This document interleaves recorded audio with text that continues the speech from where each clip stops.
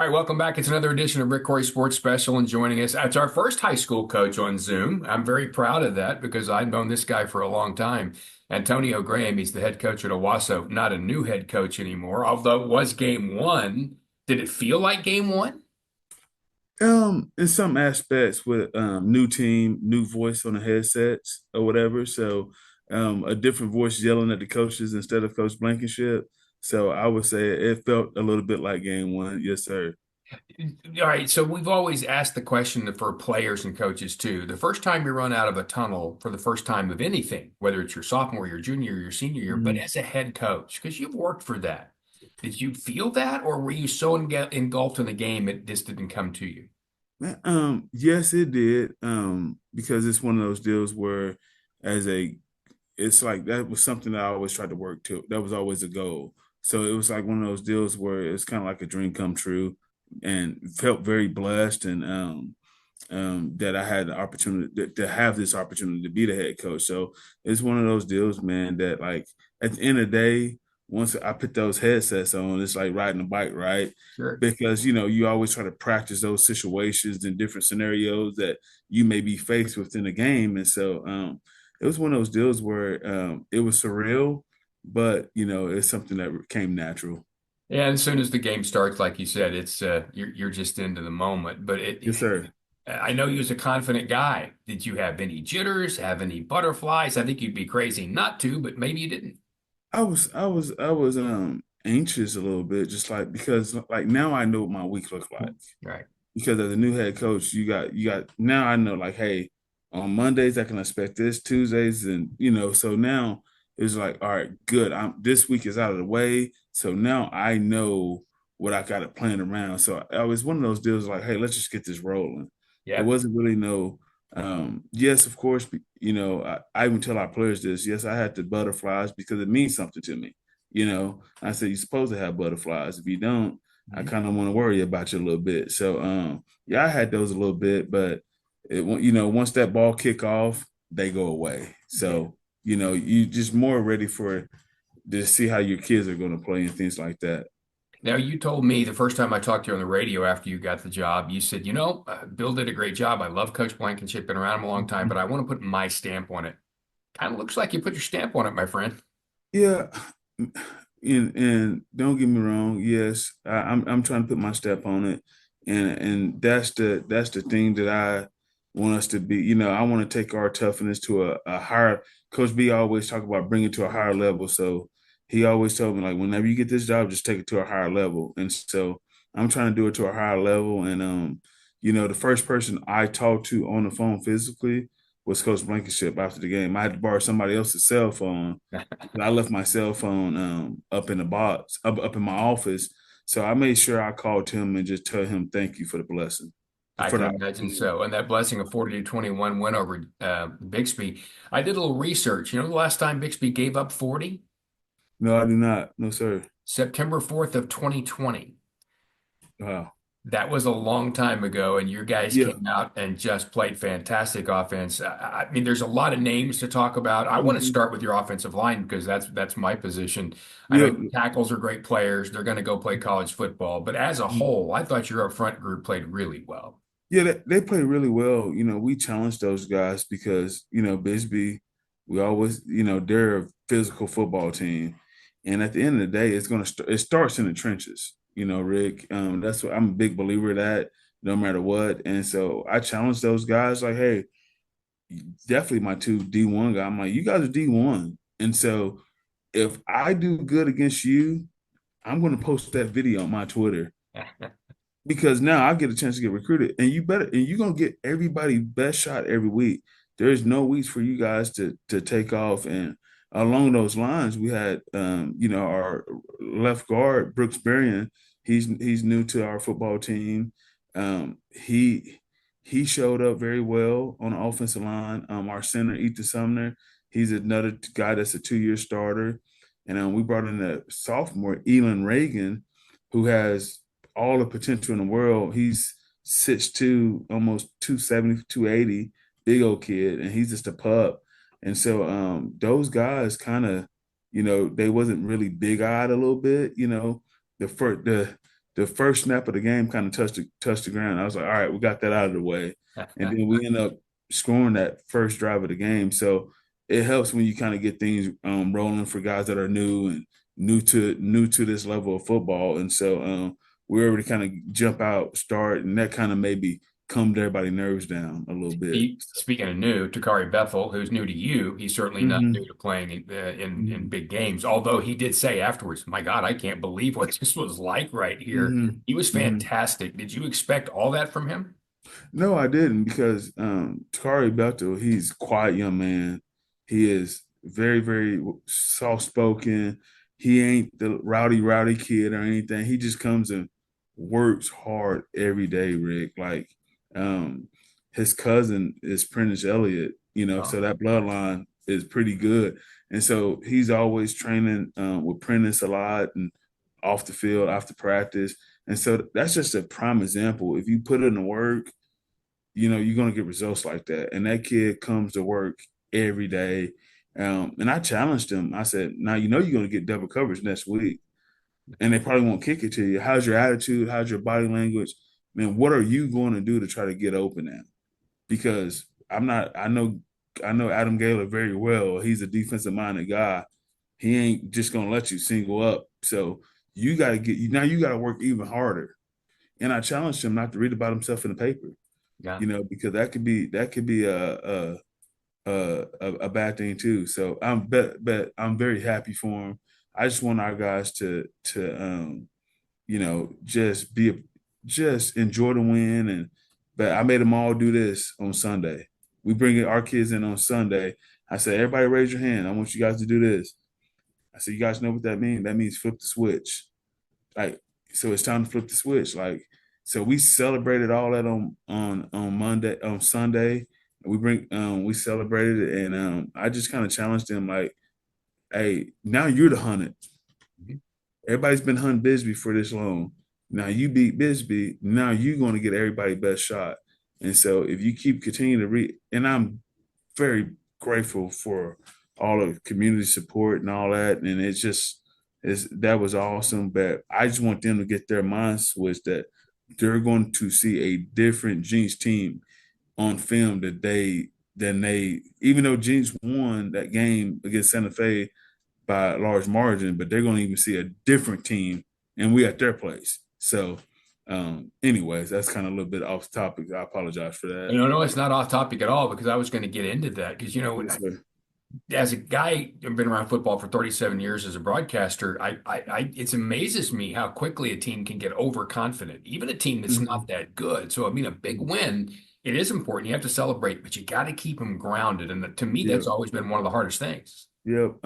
Yeah, I agree. And like, we always call them like the goal ball hangovers or whatever the case may be, Yeah. or and you can't call this a trap game because it's not, because these guys are, they're talented. I feel like they got a lot of weapons and a lot of guys that scare you, a lot of veterans, veteran quarterback, obviously one of the best top running backs in the state of Oklahoma, highly recruited.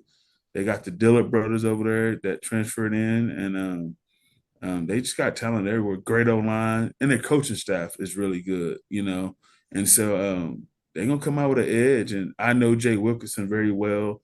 He's the OC over there. He actually coached against me whenever I was in high school, and so I always talk trash to him like, "Man, I've been kicking your butt my whole year." And so he got me a few times in the battle, back when he was in his Jeeks area. Yeah. But it's definitely going to be a very intense game, and I just kind of challenged our guys yesterday because we had great weather. I said, I just hope and pray that you personally, deep down in your heart, that you took advantage of this nice weather day and got the most you can get out of it. And so you can't get that day back. And so I'm just trying to challenge them that.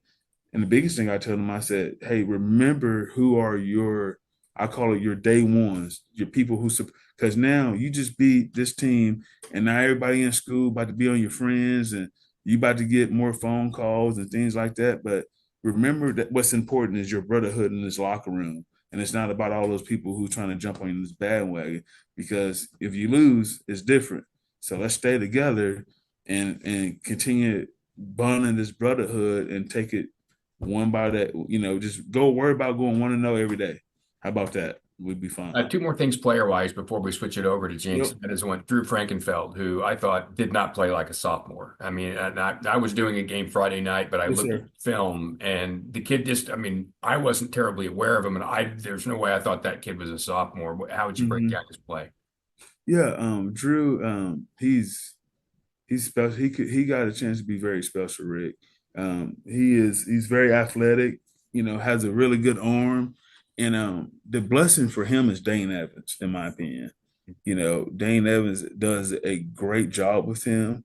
He's teaching him things that he has no idea what he's kind of coaching he's getting.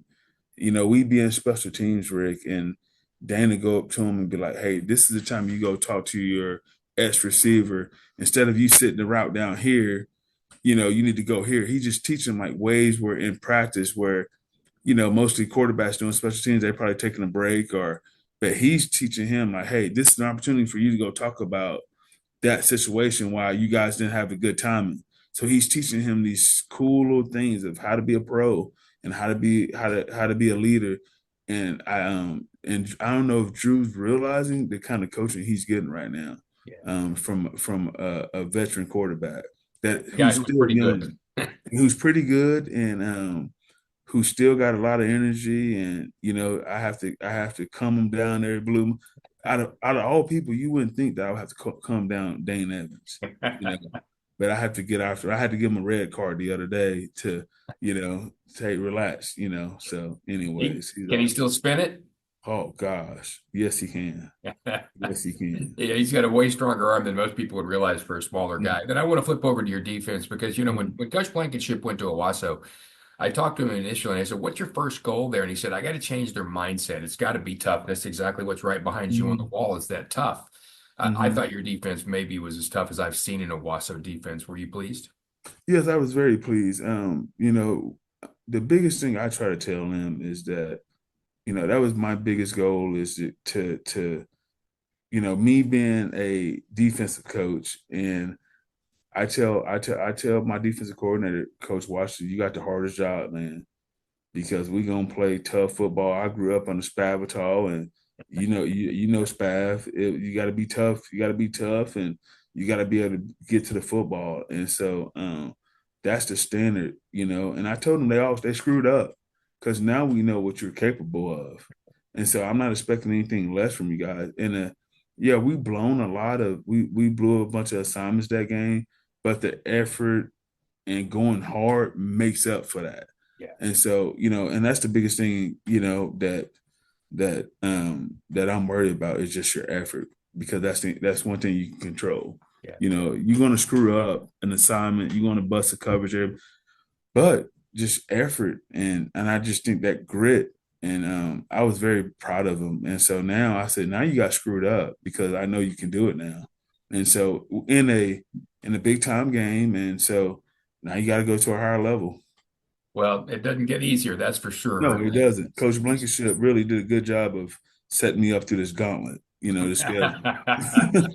I was going to say because Jinx is now number one according to the Tulsa Hmm. world. I mean, we can have our Hmm. rankings and that kind of thing. I think Yep. you can kind of Yep. toss people up in the air right about now. Hmm. It's all about matchups. When you look at them, where are matchups that you like? Where are matchups you're worried about?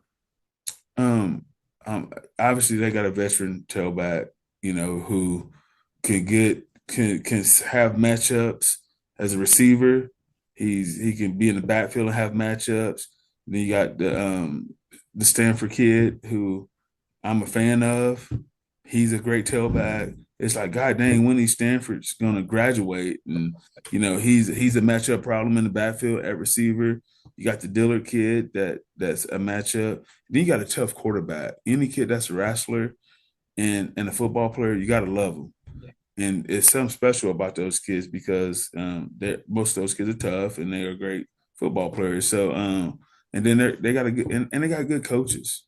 They got a really good coaching staff, a veteran coaching staff, and I know what those guys are about. Because I've listened to those guys in clinic as a young coach, and I learned a lot of things from them. So I know what they're about. So you're not also just not going against their players; you're going against their coaches too, because those guys will outcoach you, and you got to be on it.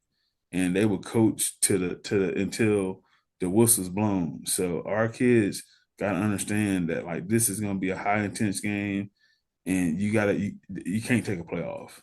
And Yeah, so there'll be just as big a fan activity, but this time wearing the other color more more yes so. sir, So yes that's sir. that's But something to get ready for too, isn't it? yeah, so yeah, absolutely. They got, but Rick, they got matchup problems, and also, they're gonna come with a crowd. The whole Jenks community is gonna be out there, and they're gonna be screaming and yelling, and we're gonna have less people in there, and we got to be able to create our own energy on the sideline, and we got to travel well. This will be our first game traveling with a young quarterback with some new faces, and we got to be able to play on the road and be able to travel and know how to get focused in a different locker room in a different environment and do it the right way. And so that's what I challenge our coaching staff with. Like, how are we going to travel? A head coach, I have my list of worries, and that's one of my lists of worries. How are we going to travel? Are we going to do the right things before the game? Are we going to, so I'm challenging my leaders on the team to make sure we do that right. Yeah, that list of worries gets bigger as a head coach. There's no There ain't doubt. no doubt about Yeah. that. One of the things I do when I talk to coaches is I love to know more about them personally. Now, I've known you a long time, but to be Yes, able sir. to kind of introduce people to you, tell Mhm. me on your free time when you're trying to get away from the game and do something fun for you, what do you do? Man, Rick, that's a great question. I'm a man of many hobbies. I love the fish. I'm a big outdoorsman, fish hunt. So anytime I can, Rick, I was raised by high school coaches. Coach Johnny Bohannon, Coach Davis Babb, Coach B. There was times when I was a GA and I was supposed to be at work at Tulsa, and Bill would come home at lunch and he'd catch me fishing in his ponds at lunch. And so anytime I can get away and go fish or hunt, that's the biggest thing. But I love the bowl. That's kind of like my stress reliever. I'm in a league, and that's kind of I like to go out and bowl, and or by myself sometimes. But I like to bowl and just be outdoors and just kind of clear my mind and stuff like that. What's your So average? I'm about 185, 190. So I'm getting up You beat there. me by 100. Hey, I know another guy down the road that likes to bowl, and that's Kurt Frederick. So next time you talk to him, ask him his average. It'll be this week as well. All right, Yeah. Antonio. Thanks very much. Congratulations. I am so pleased for you. Oh, thank you very much. And thank you, Rick.